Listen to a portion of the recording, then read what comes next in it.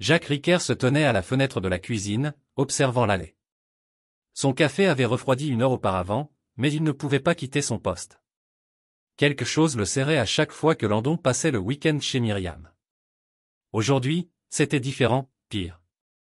La berline noire s'arrêta à 18 heures précises. À travers le pare-brise, Jacques aperçut la posture rigide de sa belle-mère, les mains agrippées au volant comme si elle l'étranglait. Landon était assis sur le siège passager, plus petit que d'habitude. Jacques ouvrit la porte d'entrée avant qu'il n'atteigne le porche.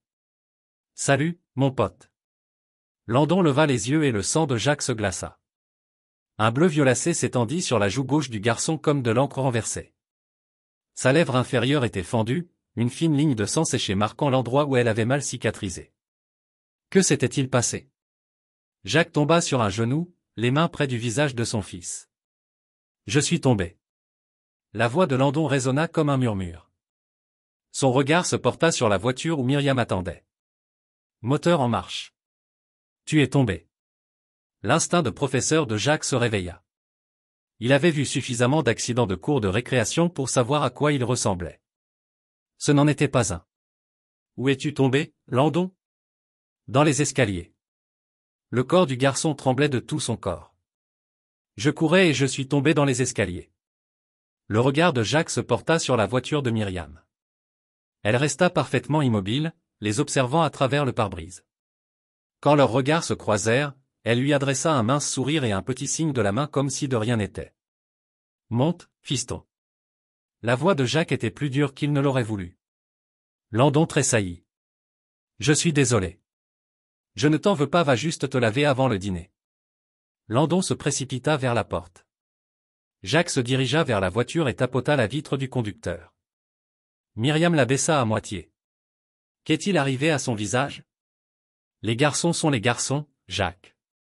Il jouait trop brutalement et a fait une chute. Sa voix avait cette douceur d'entraînement qui lui donnait la chair de poule. Tu t'inquiètes trop. Il a 8 ans. Exactement. Les enfants de 8 ans tombent. C'est leur truc. Elle passa la vitesse supérieure. Dis à Nora que je l'appellerai demain pour le week-end prochain. La vitre remonta. La voiture démarra. Jacques resta dans l'allée jusqu'à ce que les feux arrière disparaissent au coin de la rue. À l'intérieur, il trouva Landon au lavabo de la salle de bain, s'aspergeant le visage d'eau froide avec des mouvements prudents et réfléchis qui semblaient trop pratiqués pour un enfant. « Ça fait mal ?» Landon croisa son regard dans le miroir. « Un peu. » Jacques s'agenouilla à côté de lui. « Dis-moi ce qui s'est vraiment passé. »« Je suis tombé. » La voix du garçon baissa. « Je courais et je suis tombé. »« Landon, regarde-moi. » Jacques attendit que son fils se retourne. « Tu peux tout me dire. Tu le sais, n'est-ce pas ?» Le garçon hocha la tête, mais ses yeux se remplirent de larmes. Il refusa de les laisser couler. « Où est maman ?» demanda Landon. Elle devait travailler tard. On est seul pour dîner. Jacques se leva. « Et si on commandait une pizza pour la première fois depuis notre retour ?» Landon sourit. « On pourrait avoir du fromage en plus ? On peut prendre ce que tu veux. » Nora rentra à 21h30, ses talons claquant sur le parquet tandis qu'elle posait son sac à main et ses clés avec une précision mécanique. Jacques l'attendait dans le salon, réfléchissant à ce qu'il allait dire, à la façon dont il allait aborder la question. Maintenant qu'elle était là, les mots lui restaient coincés dans la gorge. « Comment s'est passée ta journée ?» demanda-t-elle sans le regarder tandis qu'elle triait le courrier. Landon rentra avec une lèvre fendue et un bleu sur la joue. Elle marqua une pause d'une demi-seconde, puis reprit son examen des enveloppes. Les enfants se blessent. Ça arrive. Nora, regarde-moi. Elle se retourna, l'air vide et distant. Elle avait perfectionné ce regard au fil des ans, celui qui lui donnait l'impression de parler à un inconnu. Ta mère a dit qu'il était tombé dans l'escalier. Puis il est tombé dans l'escalier. Elle haussa les épaules.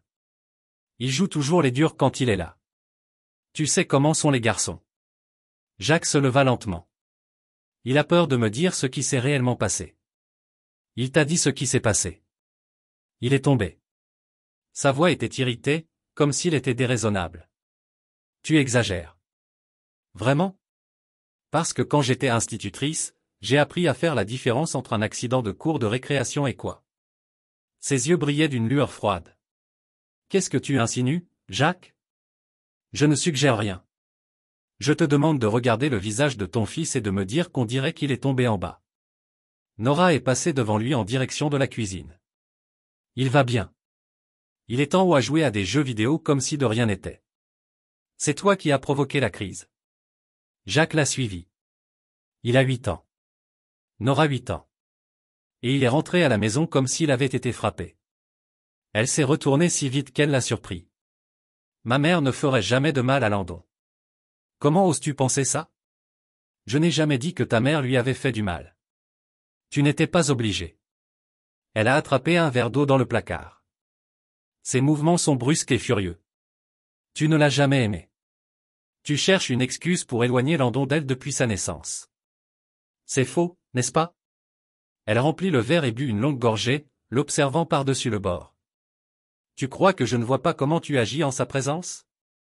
La façon dont tu la regardes comme une criminelle. Jacques sentit sa poitrine se serrer. Je la regarde parce qu'elle traite les gens comme des ordures, toi y compris. C'est elle qui m'a élevé. Elle aime Landon. L'amour ne laisse pas de bleu. Le verre s'écrasa sur le comptoir assez fort pour se briser. Assez. Je ne t'écouterai pas attaquer ma famille. Et ton fils? N'est-il pas de ta famille aussi? Nora sortit de la cuisine sans répondre. Une minute plus tard, Jacques entendit la porte de leur chambre se fermer. Puis la serrure claqua, il se tenait seul dans la cuisine, fixant le verre brisé sur le comptoir, et réalisa qu'ils se disputaient depuis 8 ans. Ce soir, c'était la première fois qu'il le disait à voix haute.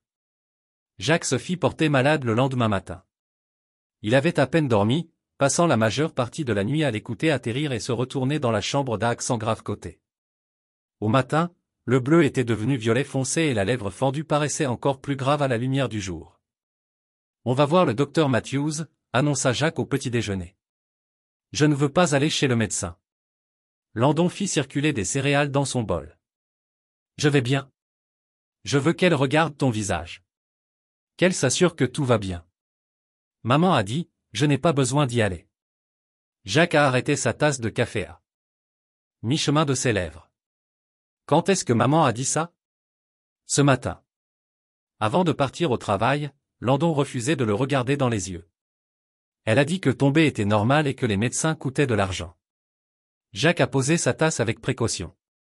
Bon, je pense qu'on devrait y aller quand même, juste pour être sûr.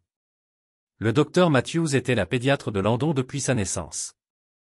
C'était une petite femme au regard bienveillant et aux mains douces. Le genre de personne qui mettait les enfants en sécurité. Quand elle a vu le visage de Landon, ses yeux bienveillants sont devenus perçants et concentrés.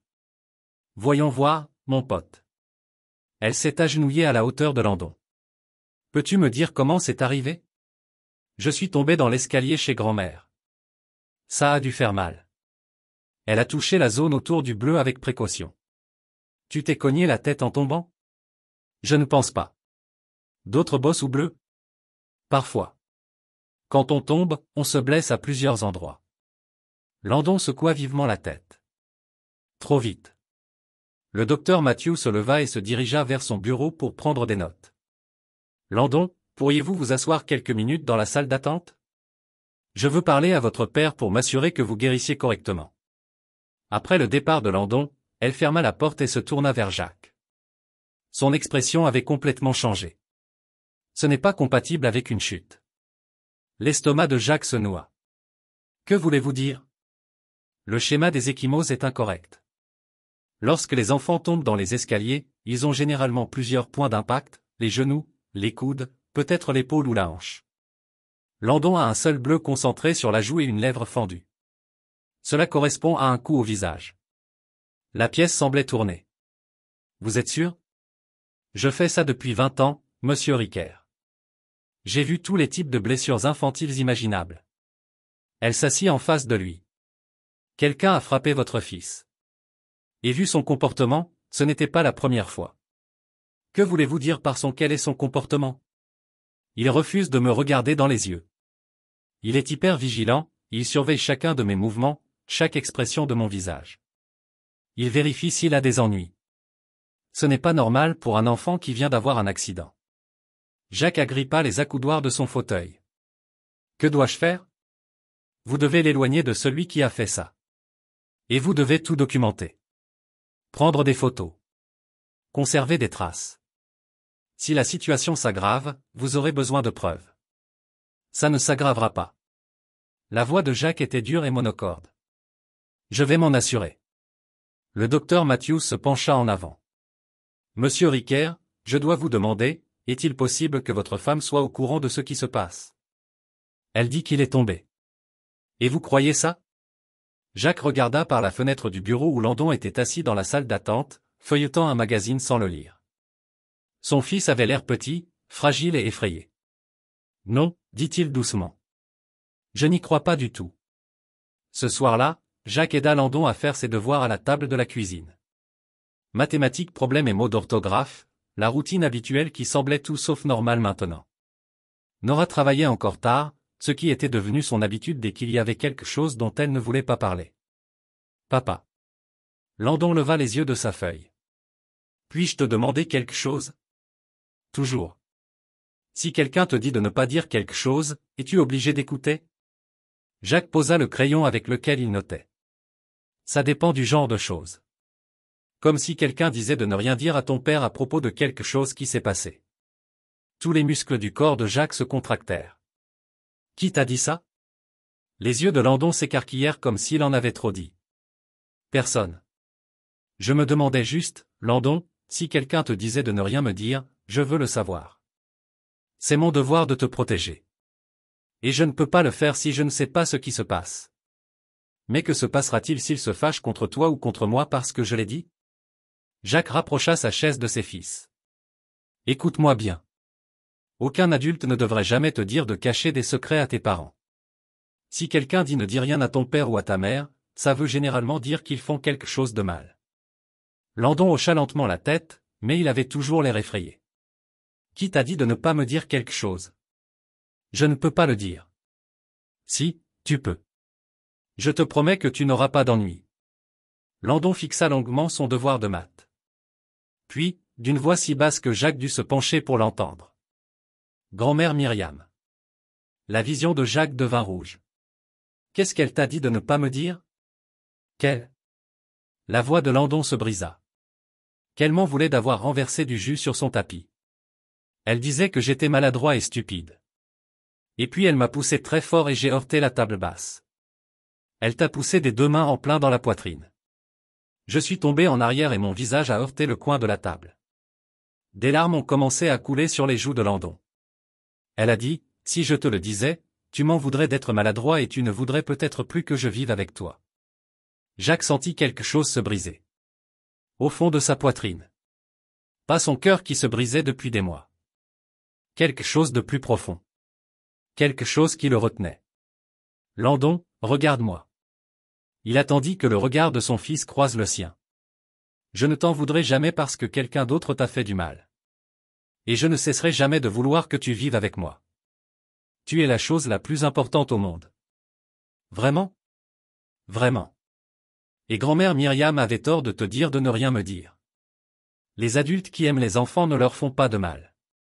Et ils ne leur font pas de secrets. Ce soir-là, après que Landon soit allé se coucher, Jacques s'assit à son bureau et ouvrit son ordinateur portable. Il tapa, avocat spécialisé en divorce, dans la barre de recherche et commença à faire une liste. Plus tard, en rangeant le sac à dos de Landon pour l'école, il trouva une feuille de papier pliée dans la poche du bas. Jacques la déplia soigneusement. C'était un dessin au crayon. Une grande femme aux yeux noirs et furieux se penchait sur un petit garçon recroquevillé par terre. La bouche de la femme était ouverte, découvrant des dents acérées. Le visage du garçon était couvert. Avec des gribouillis violets qui lui faisaient mal au bas et l'écriture soignée de Landon, un enfant de CE1. Ne le dis pas à papa. Jacques fixa le dessin jusqu'à ce que sa main se mette à trembler. Puis il le plia soigneusement et le rangea dans le tiroir de son bureau. Il semblait qu'il avait dormi sur la chaise devant la chambre de Landon cette nuit-là, surveillant la porte, s'assurant que rien ne puisse la franchir. Toutes les 2 ou 3 heures, il prenait des nouvelles de son fils, qui dormait d'un sommeil agité, gémissant parfois dans ses rêves. Jacques ne dormait pas du tout. Le lendemain matin, Jacques appela le premier avocat de sa liste. Margaret Santos exerçait le droit de la famille depuis 15 ans, et sa voix au téléphone était nette et professionnelle. Je dois demander le divorce, dit Jacques sans préambule lorsqu'elle répondit. Je vois. Y a-t-il des enfants concernés? Un fils de 8 ans, et je veux la garde exclusive, monsieur Riquer. Il est difficile d'obtenir la garde exclusive, sauf circonstances exceptionnelles. Jacques a sorti le dessin dans les notes du docteur Matthews. Ma belle-mère maltraite physiquement mon fils et ma femme l'aide à dissimuler ses actes ou refuse de le protéger. Il y a eu un silence. Pouvez-vous être là à 14 heures aujourd'hui? Oui. Apportez tout. Documents, photos, preuves. Et monsieur Riquer? Oui. N'en parlez pas à votre femme avant d'avoir déposé les papiers. Une fois cette procédure entamée, les choses vont vite mal tourner. Jacques a raccroché et regardé l'heure. Nora était déjà partie travailler. Landon était à l'école. Il avait 6 heures pour se préparer à la guerre. L'équipe du bureau de Margaret Santos. Jacques a tout étalé sur sa table de conférence. Les notes du docteur Matthews, les photos qu'il avait prises des blessures de Landon, le dessin, son compte rendu écrit de chaque conversation, chaque signal d'alarme, chaque moment où il aurait dû agir plus tôt. Margaret a étudié. Chaque pièce était étudiée avec la précision d'un détective. Elle était plus jeune que Jacques ne l'avait imaginé, avec des cheveux argentés et un regard bleu vif qui ne laissait rien passer. C'est grave, dit-elle finalement. Le comportement de votre belle-mère constitue une maltraitance. L'incapacité de votre femme à protéger son fils pourrait être considérée comme de la négligence, ou méchance d'obtenir la garde exclusive avec ses preuves. Très bien. Mais je dois vous prévenir, votre femme va se défendre avec acharnement. Elle vous accusera probablement d'être instable, autoritaire, peut-être même dangereux. Ils fouilleront chaque aspect de votre vie à la recherche de munitions. Jacques y réfléchit. Je suis enseignant depuis 12 ans. Aucune sanction disciplinaire, aucune plainte. J'entraîne une équipe de jeunes le week-end. Je suis bénévole à la banque alimentaire pendant les vacances. Bien. Ça aide. Margaret prit des notes. Et votre femme? Quel est son parcours? Responsable marketing. Travail de longues heures. Voyage parfois pour des conférences. Jacques marqua une pause. Elle n'a jamais été physiquement violente envers Landon, mais elle est émotionnellement distante. Elle l'a toujours été. Et elle est au courant des violences. Elle doit le savoir. Landon est rentré à la maison avec des blessures évidentes, et elle a balayé la situation comme si de rien n'était. Elle a défendu sa mère sans même demander ce qui s'était passé. Margaret a hoché la tête, nous allons déposer une requête d'urgence pour la garde exclusive temporaire, compte tenu des allégations de maltraitance. Nous demanderons également une ordonnance restrictive interdisant à votre belle-mère tout contact avec votre fils. Combien de temps cela va-t-il prendre? L'audience d'urgence devrait avoir lieu dans quelques jours. Le divorce lui-même prendra plus de temps, mais la protection de votre fils est la priorité. Elle le regarda sérieusement. Es-tu préparé à la réaction de ta femme? Jacques repensa au regard froid de Nora lorsqu'il essaya de lui parler des blessures de Landon. À la façon dont elle avait choisi sa mère plutôt que leur fils sans hésitation. Je me prépare depuis 8 ans, dit-il. Je ne le savais pas, ce soir-là, Jacques remit les papiers du divorce à Nora dans son salon. Elle était assise sur le canapé, feuilletant les pages de son téléphone, lorsqu'il posa l'enveloppe sur la table basse devant elle. Qu'est-ce que c'est? Les papiers du divorce. Je demande la garde exclusive de Landon. Elle ouvrit l'enveloppe et lut la première page. Son visage devint blanc, puis rouge, puis quelque chose que Jacques n'avait jamais vu auparavant. De la rage pure. Espèce de salaud. Elle se leva si vite que les papiers s'éparpillèrent. En fait, tu essaies de me prendre mon fils. J'essaie de le protéger. De quoi? De moi. De ma mère. Elle rit, mais son rire semblait brisé. Tu as perdu la tête. Ta mère a maltraité notre fils, Nora. Elle l'a poussé contre une table basse et lui a dit de mentir. Et tu le savais. Je ne savais rien. Tu savais qu'il était blessé. Tu savais qu'il avait peur. Et tu as choisi de la protéger, elle plutôt que lui. Les mains de Nora tremblaient lorsqu'elle ramassa les papiers. Je vais me battre. Je vais te combattre. Tu le regretteras toute ta vie. Jacques la regarda vraiment, et réalisa qu'il la voyait clairement pour la première fois depuis des années. La femme qu'il avait épousée avait disparu. Si bien que peu à peu, il n'avait plus remarqué que l'inconnu avait pris sa place. « Je le fais déjà », dit-il doucement. « Je regrette d'avoir attendu si longtemps. » Le lendemain matin fut chaotique. Jacques avait à peine fini son café que la sonnette retentit. Un serveur se tenait sur son porche, une épaisse enveloppe à la main. « Jacques Reicher, oui, on vous a bien servi. » À l'intérieur se trouvaient les papiers du divorce et une demande de garde partagée. Nora avait engagé Coleman, Bradley et Associés, l'un des cabinets d'avocats spécialisés en droit de la famille les plus chers de l'État.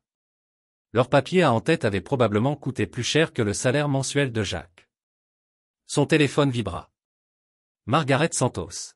« Il travaille vite », dit-elle sans la saluer. « Tu l'as lu ? » ?»« Je le lis. » Jacques parcourut les documents, sa colère montant à chaque ligne. « Ils prétendent que je suis émotionnellement instable et contrôlant. Stratégie standard. Ils essaient de vous dépeindre comme le parent instable. Regardez la page 4. » Jacques tourna la page 4 et sentit sa tension monter. Une lettre de recommandation de Myriam Darley décrivant Jacques comme hostile et agressif envers les membres de sa famille et exprimant de graves inquiétudes quant à son état mental. C'est incroyable. Ça empire. Il demande une évaluation psychiatrique immédiate pour vous et prétendent que vous avez incité Landon à porter de fausses accusations. Jacques s'est affalé sur sa chaise de cuisine. Peuvent-ils faire ça? Ils peuvent le demander. Le juge décidera si c'est justifié. La voix de Margaret est restée calme et professionnelle. Pas de panique. On savait qu'il se battrait de manière déloyale. Les preuves sont de notre côté. Qu'en est-il de l'audience d'urgence pour la garde? Demain à 10 heures, juge Patricia Hawkins. Elle est juste mais rigoureuse. Elle voudra entendre Landon directement. Après avoir raccroché, Jacques s'est de nouveau déclaré malade et a passé la matinée à se préparer. Il a imprimé des copies de tout, organisé ses preuves et répété son témoignage. À midi, son téléphone a sonné. Nora, je veux voir mon fils. Il est à l'école. Je viendrai le chercher plus tôt. Non. Le mot a été prononcé plus durement que Jacques ne l'avait prévu. L'ordonnance de garde d'urgence est en vigueur. Il reste avec moi jusqu'à l'audience. Vous ne pouvez pas m'empêcher de voir mon propre enfant. Je ne vous empêche pas de le voir. Je le protège.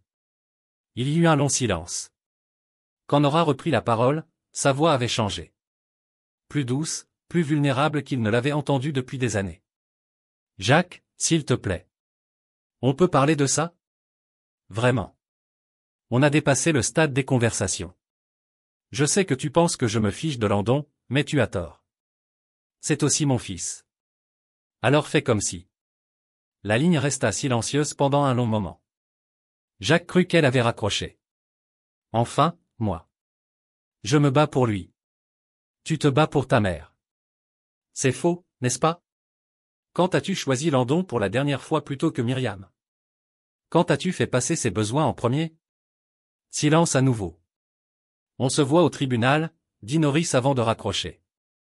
Le palais de justice était un imposant bâtiment de pierre grise aux hautes fenêtres. Jacques arriva en avance, vêtu de son plus beau costume, une mallette pleine de preuves à la main. Margaret le rejoignit dans le couloir. Souviens-toi, ne réponds qu'à ce qu'on te demande. Ne donne pas d'informations spontanément. Si vous ne comprenez pas une question, demandez des éclaircissements. Nora était assise à la table d'en face avec son avocat, un homme aux cheveux argentés nommé Richard Coleman, qui semblait tout droit sorti d'une salle de conférence. Elle portait une robe bleu marine qui lui donnait une allure professionnelle et maternelle. Jacques se demandait si c'était intentionnel. La juge Hawkins était une petite femme aux cheveux grisonnants et au regard perçant derrière des lunettes à monture métallique. Elle ressemblait à une grand-mère, mais sa voix était d'une autorité absolue.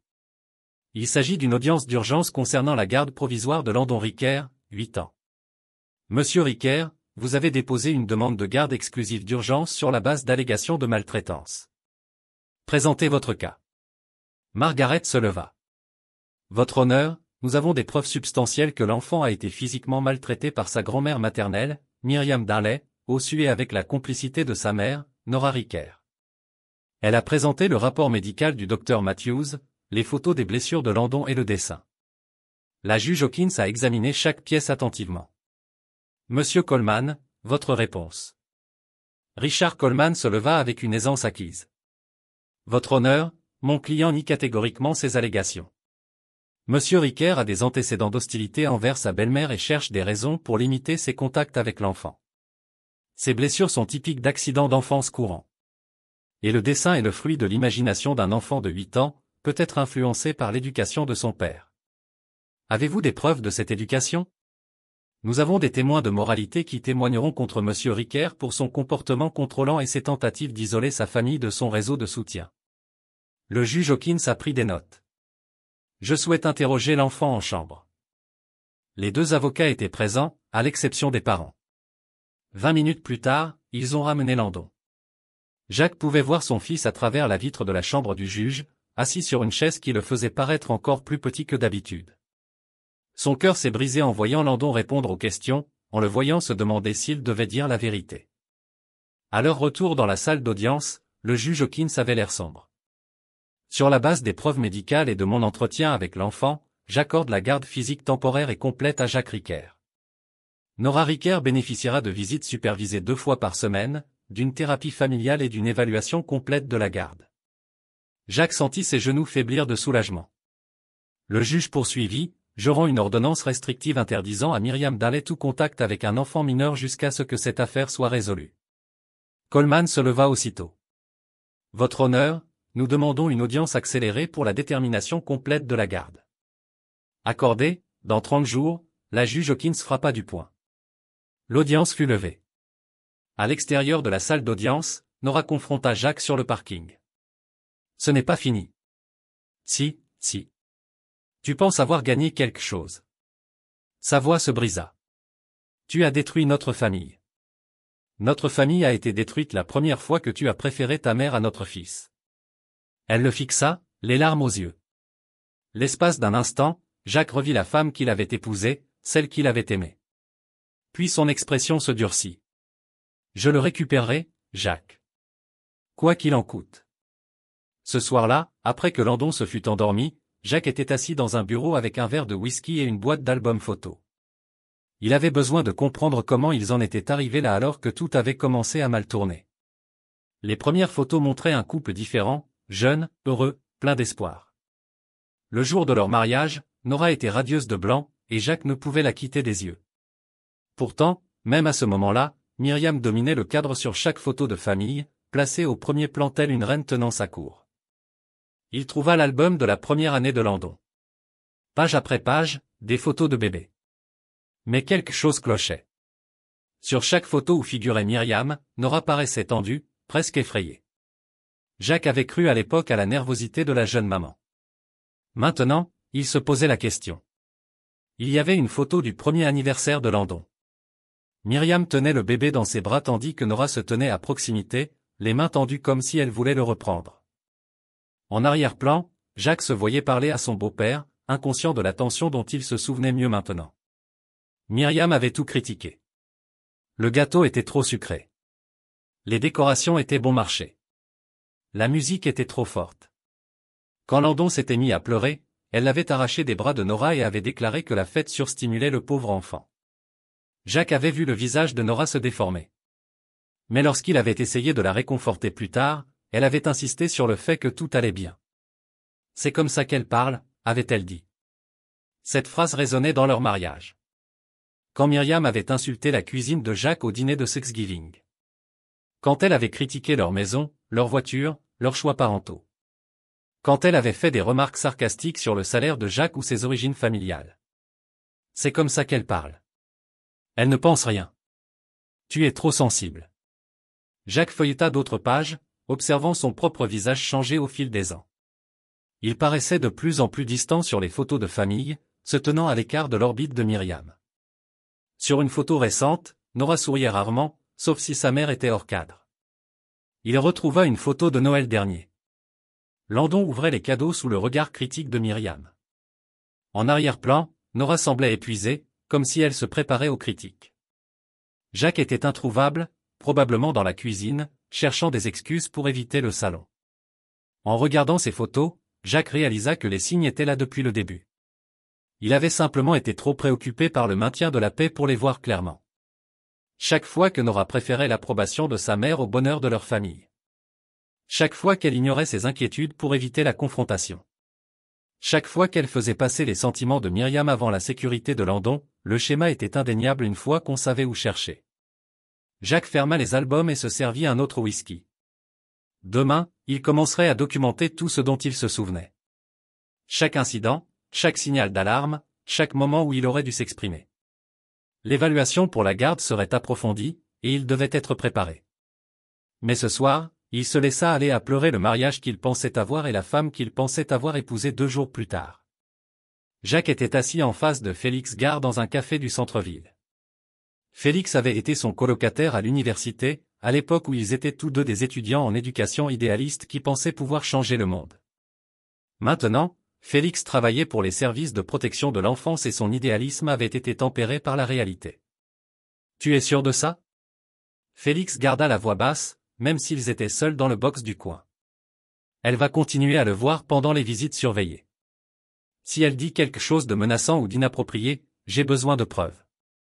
Félix examina le petit enregistreur numérique que Jacques avait apporté. C'est légal tant qu'une des parties consent à l'enregistrement. Puisqu'il s'agit de votre enfant, vous pouvez consentir pour lui. Est-ce que cela tiendra au tribunal si c'est important pour sa sécurité? Oui. Félix rendit l'appareil. Mais Jacques, sois prudent. S'ils découvrent ça et que l'enfant n'a pas été menacé, ça pourrait se retourner contre eux. Ils prétendront que tu le coaches ou que tu violes la vie privée de la mère. Je ne vais pas lui dire de provoquer quoi que ce soit. Je veux juste savoir ce qui se passe quand je ne suis pas là. Félix observa le visage de son ami.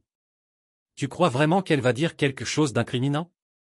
Je pense que quand on est sous pression, on se montre sous son vrai jour. Et Nora a subi beaucoup de pression depuis l'injonction restrictive. Ce soir-là, Jacques s'est assis sur le lit de Landon et lui a montré le petit appareil d'enregistrement. On aurait dit un stylo épais, conçu pour être discret. À quoi ça sert? Je veux que tu gardes ça dans ta poche quand tu vas lui rendre visite, maman. Si elle dit quelque chose qui te met mal à l'aise, ou si quelqu'un te demande de garder des secrets, je veux le savoir. Landon, retourne-lui l'appareil. Vais-je avoir des ennuis? Non.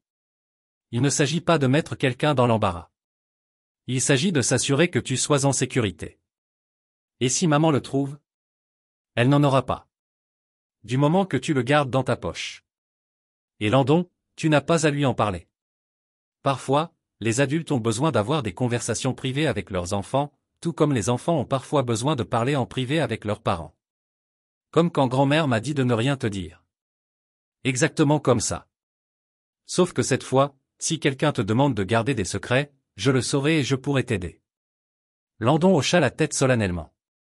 À 8 ans, il apprenait déjà à naviguer dans un monde où l'on ne pouvait pas faire entièrement confiance aux adultes. Jacques détestait que son fils grandisse si vite, mais il détestait encore plus l'alternative. La première visite supervisée était prévue pour le samedi après-midi dans un centre de visite familiale. Jacques déposerait Landon et le reprendrait 2 heures plus tard. Un surveillant de train surveillerait toute l'interaction. Samedi matin, Jacques aida Landon à se préparer. L'appareil d'enregistrement se glissa dans la poche avant du jean du garçon, où il serait caché mais facilement accessible. Souviens-toi, passe simplement une visite normale à maman. N'essaie pas de provoquer quoi que ce soit. Sois juste toi-même. Et si elle te pose des questions sur les affaires judiciaires? Dis-lui que tu ne comprends pas toutes les choses adultes qui se passent. Ce qui est vrai. Jacques s'agenouilla au niveau des yeux de Landon. Ça te va? Si tu ne veux pas enregistrer, on n'est pas obligé. Landon y réfléchit. Sérieusement, je veux le faire. Je veux que tu saches ce qui se passe vraiment. Jacques a arpenté le couloir devant le centre de visite pendant 2 heures, vérifiant sa montre toutes les 2 ou 3 minutes. Lorsque la porte s'est enfin ouverte, Landon est sorti, l'air calme, mais pas contrarié. Il a tendu l'enregistreur à Jacques sans un mot, disant que j'étais dans la voiture. Jacques a demandé, comment ça s'est passé? Bon, je suppose. Maman avait l'air triste. As-tu parlé de quelque chose d'important? Elle a posé beaucoup de questions sur la vie avec toi. Et elle a dit des choses sur grand-mère Myriam. Le pouls de Jacques s'est accéléré, mais il a gardé une voix décontractée. Quel genre de choses? Elle a dit, grand-mère est vraiment contrariée de ne pas me voir, et que le juge a peut-être fait une erreur. Ce soir-là, une fois Landon endormi, Jacques a écouté l'enregistrement avec un casque. Pendant la première heure, c'était une conversation plutôt normale. Nora a posé des questions sur l'école, sur ses amis, sur ce qu'il faisait avec Jacques. Elle semblait fatiguée et tendue, mais pas déplacée. Puis, au bout d'une heure et 20 minutes environ, Jacques a entendu la voix de Nora. Changement. Landon, j'ai besoin que vous compreniez quelque chose.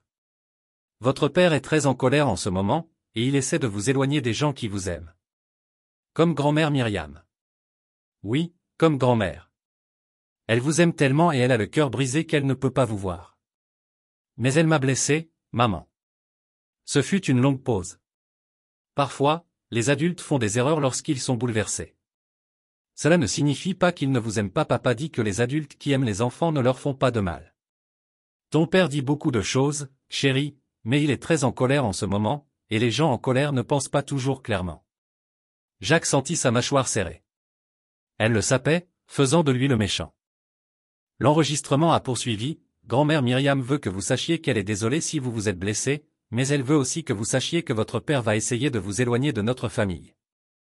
Il pourrait même essayer de vous emmener quelque part loin où nous ne pouvons pas vous trouver. Jacques a arrêté l'enregistrement et l'a rembobé. Si elle avait-elle vraiment dit à un enfant de 8 ans que son père pourrait l'enlever? Il va vous laisser comme s'il avait quitté votre maman. La voix de Nora a continué. C'est ce qu'il fait quand les choses deviennent difficiles. Il s'enfuit. L'aliénation est prise très au sérieux par les tribunaux de famille. Elle a rappelé.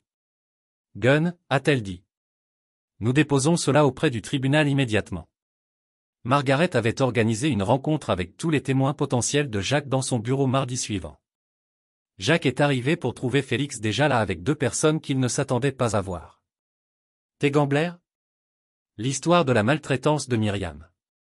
Les meilleurs amis de la maternelle à la 6e année. J'ai passé beaucoup de temps chez elle.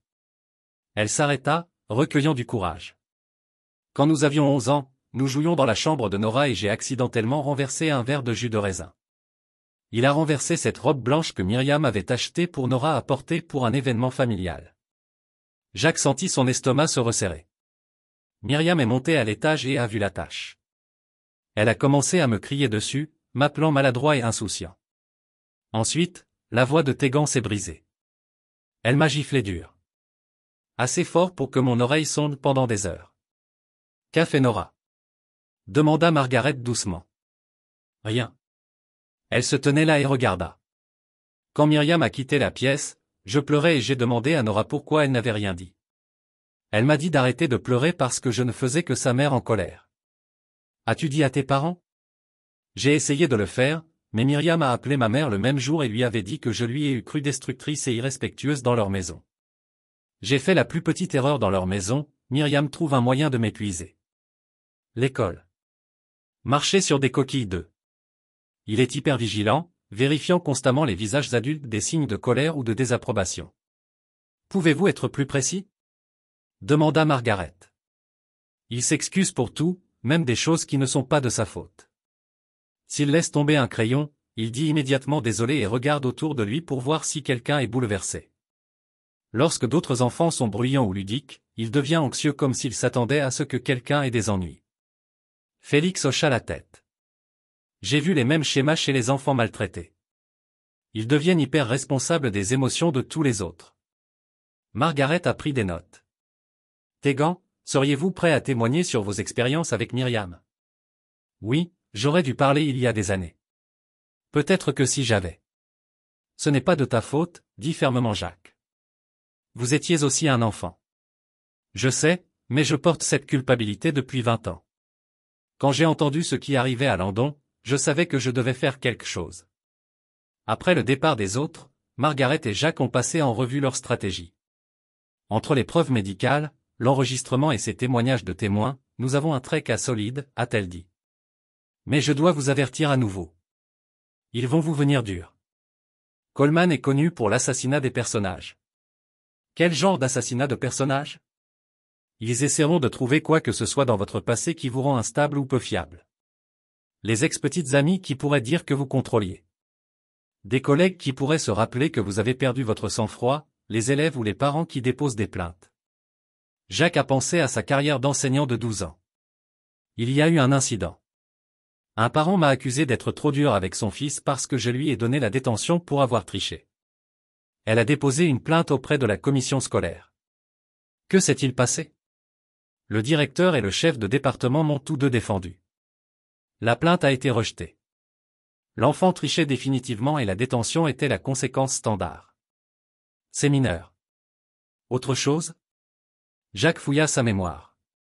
À l'université, j'ai été arrêté lors d'une fête où il y avait une consommation d'alcool. Je ne buvais pas, mais j'étais là quand les flics sont venus. Les accusations ont été abandonnées. Encore mieux. Cela montre que vous ne buviez pas vraiment. Margaret a pris plus de notes. Et votre relation avec Nora? Des incidents où vous pourriez avoir semblé contrôlé ou agressif? Jacques a pensé à tous les combats qu'ils avaient eus au fil des ans. J'ai repoussé chaque fois que Myriam a traversé les lignes, mais je n'ai jamais menacé personne ou je suis devenu physique. La pire chose que j'ai jamais faite a été d'élever la voix. Bon. Et votre dossier d'enseignement est propre sinon. Présentation parfaite, bonnes évaluations, lettres de recommandation parents et élèves. J'étais professeur de l'année 2 fois. Margaret a souri pour la première fois toute la journée. Jacques, je pense que nous allons gagner ça. La salle d'audience a été remplie le jour de l'audience finale de garde. Jacques était assis à côté de Margaret, en regardant Nora et Coleman arranger leurs fichiers à la table adverse. Derrière eux, il pouvait voir plusieurs personnes qu'il ne reconnaissait pas les témoins de caractère. Sans aucun doute. Le juge Hawkins a appelé le tribunal à l'ordre. Il s'agit de l'audience finale pour la garde pour Landon Ricker. Nous entendrons des preuves des deux côtés avant de déterminer les accords de garde permanente. Coleman est allé en premier, appelant un défilé de témoins qui ont peint Jacques comme un mari instable et contrôlant. Les collègues de Nora ont témoigné qu'elle avait semblé avoir peur du tempérament de Jacques. Un voisin a affirmé que Jacques avait été hostile lorsqu'il a tenté de discuter des litiges de la ligne de propriété. Même Myriam a pris position, décrivant Jacques comme violemment en colère et affirmant qu'elle craignait pour la sécurité de sa fille. Jacques s'est forcé à rester calme, se souvenant des conseils de Margaret. Laissez-les avoir leur spectacle. L'épreuve parlerait de lui-même. Quand c'était au tour de Margaret, elle a commencé avec le docteur Matthews, qui a calmement expliqué les preuves médicales d'abus. Le témoignage du pédiatre était clinique mais dévastateur, décrivant des schémas de blessures qui ne pouvaient résulter que de la violence intentionnelle. Félix a témoigné sur l'état psychologique de Landon, expliquant comment le comportement du garçon correspondait au modèle d'abus classique. Junie a décrit les changements qu'elle avait observés à Landon au cours de la dernière année.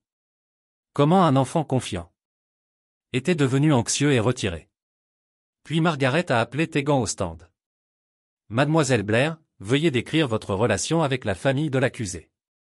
J'étais le meilleur ami de Nora Ricker depuis l'enfance jusqu'à l'âge de 12 ans. Qu'est-ce qui a mis fin à cette amitié? Tegan prit une profonde inspiration. Les abus de Myriam Darley sont devenus trop graves pour que je puisse gérer. Coleman s'est opposé, mais le juge Hawkins a autorisé le témoignage. Tegan a décrit des années de violence psychologique et physique, peignant un tableau d'un ménage gouverné par la peur et l'intimidation. Nora a-t-elle déjà intervenu lorsque sa mère vous a maltraité? Jamais. Elle avait trop peur. Mais le vrai moment est venu lorsque Margaret a introduit l'enregistrement. Jacques regarda la salle d'audience se taire tandis que la voix de Nora remplit la pièce, disant à leur fils de 8 ans que son père pourrait l'abandonner comme s'il l'avait abandonné. À la fin de l'enregistrement, plusieurs jurés étaient visiblement bouleversés. Le juge Hawkins avait l'air sinistre. Madame Ricker, le juge a déclaré, avez-vous une explication de ces déclarations? Nora se tenait tremblante. J'étais bouleversée, votre honneur. J'ai dit des choses que je n'aurais pas dû dire. Vous avez dit à votre fils que son père pouvait l'enlever. Vous met la manipulation psychologique active d'un enfant. Myriam l'a regardé avec une haine à peine dissimulée. Accidents normaux d'enfance. Oui. Jacques se dirigea vers la table des preuves et ramassa le dessin de Landon, celui montrant une grande femme aux yeux en colère qui se profile sur un garçon recroquevillé. Reconnaissez-vous ce dessin? Myriam le regarda avec dédain. Les enfants dessinent toutes sortes de choses. Ceci est un dessin que votre petit-fils a fait après avoir passé un week-end chez vous. La légende se lit comme suit, ne dis pas à papa. Avez-vous dit à Landon de ne pas parler à son père de quelque chose qui s'est passé chez vous? Je ne me souviens pas. Jacques sentit son battement de colère, mais il a gardé sa voix stable. Vous ne vous souvenez pas avoir dit à un enfant de 8 ans de garder des secrets de ses parents? Les enfants comprennent mal les choses. Madame Darley, pourquoi Landon devrait-il garder des secrets sur la chute des escaliers? Je ne sais pas ce que tu veux dire. S'il tombait simplement en bas, comme vous le prétendez, pourquoi lui diriez-vous de ne pas en parler à son père? Quel serait le mal que son père connaissait un accident? Myriam se déplaça sur sa chaise. Je ne voulais pas que tu réagissais de manière excessive, pour que mon fils soit blessé. Vous avez tendance à être dramatique sur les choses mineures. Alors, vous pour dire à Landon de ne pas parler de la blessure à son père. Myriam s'est rendue compte qu'elle avait été piégée. J'ai peut-être suggéré de vous inquiéter inutilement en disant à un enfant de 8 ans de ne pas parler à ses parents de être blessé. Madame Darley, pouvez-vous penser à une raison légitime pour laquelle un adulte dirait à un enfant de garder des secrets sur les blessures? Coleman s'est opposé, mais le juge Hawkins l'a agité. Je veux entendre la réponse. Le sang-froid de Myriam craquait. Parfois, il vaut mieux gérer les choses tranquillement. Gérer quoi tranquillement? Un accident ou autre chose? Je n'aime pas ton ton, Madame Darley. Avez-vous poussé Landon dans la table basse? Non. L'avez-vous appelé stupide et maladroit? Les enfants doivent apprendre. L'avez-vous poussé? Il était insouciant. Pourquoi Landon a-t-il dit, ne dites pas à papa? Le visage de Myriam roulait rouge. Parce qu'il réalise de manière excessive comme son père. Tout est une crise avec eux. La salle d'audience est devenue morte. Le juge Hawkins s'est penché en avant. Alors, vous l'avez dit. Myriam semblait réaliser ce qu'elle venait d'admettre. Je voulais dire que je ne voulais pas dire que tu as dit parce qu'il réagit de manière excessive. À cause de quoi, Madame Darley? Rien. Je ne voulais rien dire. Mais il était trop tard. Elle a confirmé qu'elle avait dit à Landon de garder des secrets spécifiquement parce qu'elle savait que Jacques réagirait mal à l'apprentissage de la vérité. L'implication était claire qu'elle avait fait quelque chose qui justifiait sa cachette. Jacques a pressé son avantage. Madame Darley, quand vous avez dit à Landon de ne pas dire à son père, qu'est-ce que vous aviez exactement peur que son père découvre? Rien. Alors pourquoi le secret? Je vous ai dit qu'il réalise de manière excessive à tout ce que son fils était blessé. La plupart des parents seraient préoccupés par les blessures de leur enfant, n'est-ce pas? Oui. Mais donc sa préoccupation serait normale et appropriée. Je suppose que le problème n'était pas sa réaction potentielle. Le problème était ce à quoi il pourrait réagir. Qu'avez-vous fait à Landon que vous aviez besoin de cacher à son père? Myriam regarda Jacques avec de la haine pure. Je n'ai pas à écouter ça. Le juge Hawkins est intervenu. Madame Darley, répondez à la question. La voix de Myriam est sortie comme un murmure à peine. Je l'ai poussé. Il a renversé du jus sur mon tapis et je l'ai poussé plus fort que je ne le pensais. L'admission était suspendue dans les airs comme du gaz toxique dans la galerie derrière eux. Jacques pouvait entendre quelqu'un halter. Jacques sentit une vague de justification mélangée à la rage. Et puis vous lui avez dit de ne pas le dire à son père parce que vous saviez que ce que vous aviez fait était mal. Ah, oui. Jacques retourna à sa table, laissant Myriam assise seule avec ses confessions résonnant dans la salle d'audience silencieuse. Mais Margaret n'était pas terminée. Elle se leva et s'adressa au juge. Votre honneur, nous avons un dernier témoin. J'aimerais appeler Linda Garrett au stand. Une femme d'âge moyen en gommage est entrée dans la salle d'audience. Jacques l'a reconnue comme l'une des infirmières du bureau du docteur Matthews. Mademoiselle Garrett, veuillez indiquer votre occupation. Je suis infirmière autorisée chez Pédiatrique Associate. J'ai travaillé là pendant 8 ans. Reconnaissez-vous l'accusée, Nora Ricker? Oui, elle a amené son fils, Landon, pour des rendez-vous. Pouvez-vous décrire le comportement de Madame Ricker lors de ces visites? Coleman se tenait. Objection, pertinence. Votre honneur, cela va directement aux connaissances de Madame Ricker sur l'incompliance dans les abus. Je vais le permettre. Linda Garrett prit une profonde inspiration.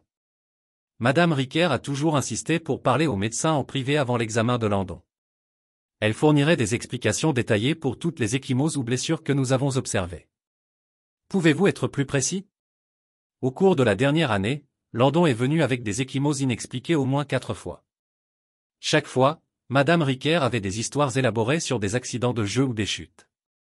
Elle insistait beaucoup pour que nous documentions sa version des événements dans son dossier médical. Jacques sentit son estomac tomber. C'était pire qu'il ne l'avait imaginé. Ces explications semblaient-elles cohérentes avec les blessures? Non. Le docteur Matthews et moi avons discuté plusieurs fois. Les blessures ne correspondaient pas aux histoires, mais Madame Riquer l'était ainsi détaillée et convaincant que nous avons documenté ce qu'elle nous a dit. Avez-vous déjà interrogé les écarts? Le docteur Matthews a tenté de interroger Landon directement sur ses blessures lors de sa dernière visite, mais Madame Riquer a interrompu et a dit qu'il était trop jeune pour se souvenir des détails avec précision. Margaret a marché vers le tableau d'épreuves. Je vous montre le dossier médical complet de Landon assigné à comparaître depuis votre bureau. Pouvez-vous identifier ces entrées? Linda a examiné les articles. Ce sont des rapports de blessures que Madame Riquer nous a dictés. Elle a insisté sur un langage très spécifique sur la façon dont chaque blessure s'est produite. Et à votre avis professionnel, ces blessures ont-elles été conformes aux explications que Madame Riquer a fournies? Non, aucun d'eux ne l'était. La salle d'audience a éclaté dans des chuchotements. Le juge Hawkins lui a frappé gavelle pour le silence. Margaret a poursuivi, Mademoiselle Garrett, en fonction de vos observations, croyez-vous que Madame Riquer était consciente que ces blessures n'étaient pas accidentelles? Objection. Cria Coleman. Je vais reformuler. Mademoiselle Garrett, quand quelqu'un fournit de fausses explications détaillées aux blessures d'un enfant et insiste sur le fait que ces fausses explications soient documentées dans les dossiers médicaux, comment appelleriez-vous ce comportement? Je l'appellerais couvrant les abus. Nora a fait un son d'étouffement de la table de l'accusé. Jacques se tourna pour la regarder et vit que son visage était devenu complètement blanc.